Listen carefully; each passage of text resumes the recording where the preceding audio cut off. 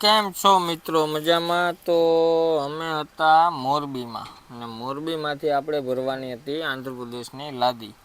તો અમે આવી ગયા હતા ભાઈ ભરવા વાંકાનેર ટોલ નાકાની બાજુમાં.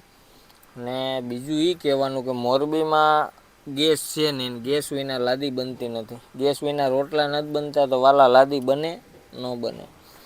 તો અમારે આ છેલ્લો ફેરો છે હવે લાદીની અંદર આંધ્રપ્રદેશનો.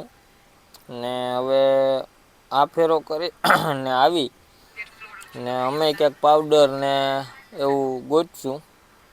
હવે હું માલ મળી તો આપણા નસીબમાં છે, જે માલ મળી ભરશું મહિનો દીથી, કેમ કે 25 દી સુધી મોરબી બંધ રહેવાનું છે. એટલે આપણે બીજે હાલવું તો જોઈએ, કેમ કે હપ્તા તો બંધ નહીં થાય. તો યુદ્ધ છે યુક્રેનમાં ને ઈઝરાયલમાં, પણ યુદ્ધ ત્યાં હાલે તો આપણે ભારતને થોડીક અસર તો થાય. તો જો આવી રીતે અસર થઈ, ગેસ બેસ કંઈ છે નહીં ને બાકી રાણો રાણાની રીતે મોજ કરો.